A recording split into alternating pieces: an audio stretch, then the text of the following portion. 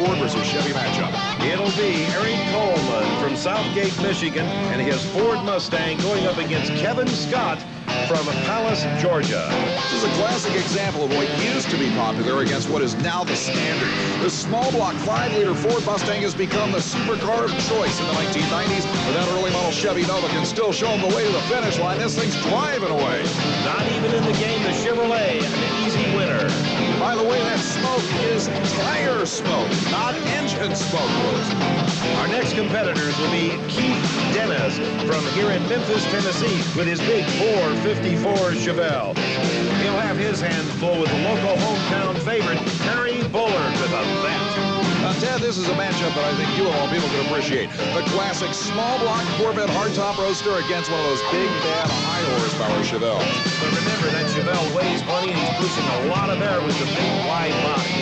In some instance, I would think the weight of that Chevelle might actually be a benefit here in gaining traction. The weight transfer is going to be important. Yes, but remember, Brett, the Corvette was the car where the driver sits right on the rear axle, and he has that independent suspension, too. All right, there's arguments both pro and con for each race car. Let's see what happens. The street machines line up. The Corvette of Bullard, the last one into stage. He's ready. Slight hole shot for the Corvette driver, but he breaks traction, Ted. The Chevelle's out in front. The Chevelle still pulling away at the 8th mile mark. Looks like it'll be an easy win for Dennis. He's across the finish line first, 10:35, 126.28. That's incredible considering the rule restrictions they have. Boy, you got that right. It is amazing. Here's another amazing pair of cars. Al Tucci out of the Chicagoland area in the black and red Chevy Nova car that he swears he did not put more than $1,500 into. He'll be up against the number 2 qualifier and one of the hitters here, Dave Henninger out of Michigan with his small block Camaro that ran an unbelievable 9:51 in qualifying. Talking to Tucci a little earlier, he told me that he has a big block 454 out of a truck in that Camaro, Fred. He got the whole shot, but look at Henninger's fuel-injected small block drive away. That thing is amazing. Listen to the time, 9:65, 131 miles per hour. Unbelievable. Small block through the mufflers on 10-inch racing slicks. And our final pair in this round, Brett, will feature Charles Tobel from South Lyon, Michigan, his 1969 big block Camaro against Neil Huber from Bethel, Pennsylvania in a 406 big block Camaro. Huber's machine is strong, but not nearly as strong as Tobel's black and white entry. That was the number 3 qualifier at 975. Both cars staged very carefully, and we'll find out just which Camaro will move into the next round in just a matter of seconds. Hard to believe these cars are running through the mufflers when you hear that kind of roar up the starting line. But again, the whole shop is the difference. Here comes the 69. Look at Tobel run on top there. He's across the finish line. Another 9-second ET. 9:71, 140 miles per hour.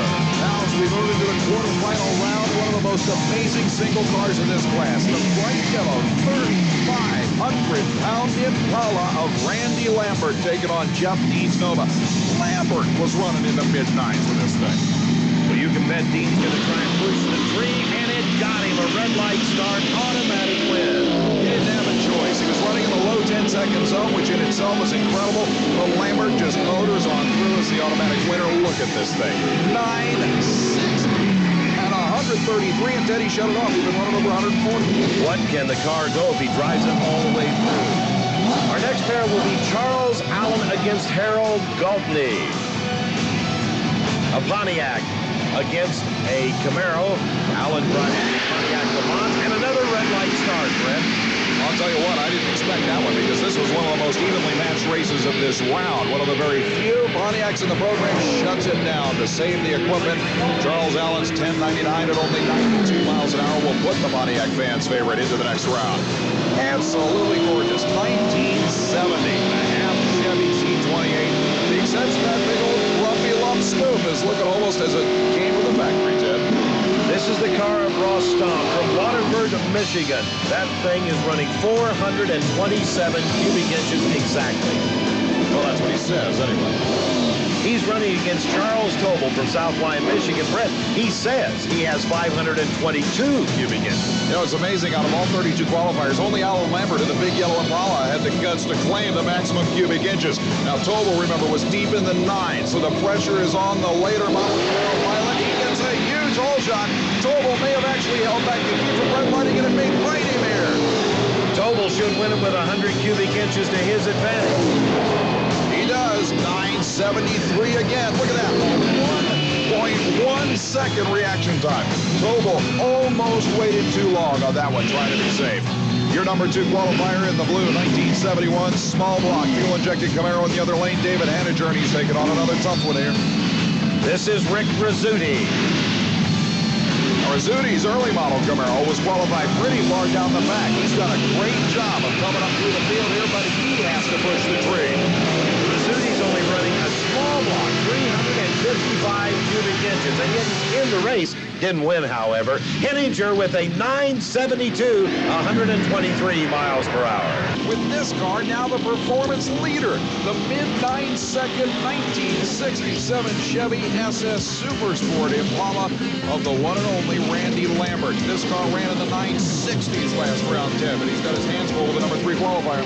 Lambert weighing in at nearly 4,000 pounds, but he has 565 cubic inches. He'll be going against Charles Tobel from South Lyon, Michigan, with a 522 cubic inch powered Camaro. They leave the line dead even, and this should be one of the best races we've seen so far. 2 very evenly matched cars. It's the big SS out in front. Tobel's falling back, and Lambert goes to the final. Look at the numbers. 951 at 145. That is incredible. You can tell the air is starting to cool down as they're making more horsepower now. They had good traction off the line, too, Brett. Dave Henninger's big blue Camaro has been tough all day. The number 2 qualifier consistently in the mid-9s.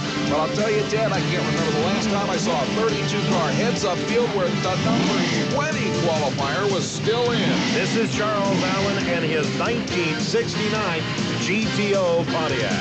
Allen has gotten quicker and quicker every round.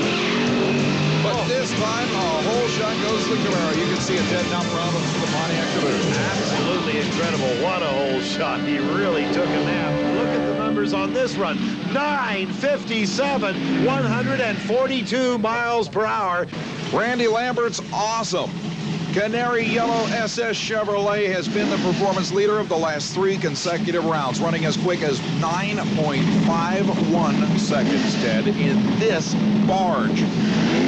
David Henninger, on the other hand, out of Powell, Michigan, with his 402 Camaro, has been running mid-9s also. He's not carrying as much weight, but he doesn't have as big a motor. But the bottom line is he's just not as quick. The favoritism is with the big yellow Impala that ran 951 in the last round.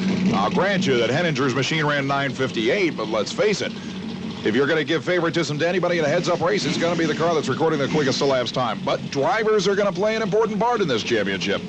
Reactions can be everything, and the reaction times was what it may well come down to. Oh, an unbelievable hole shot for Henninger, and Lambert is all over the racetrack, and he finally gives up. Henninger upsets the performance leader.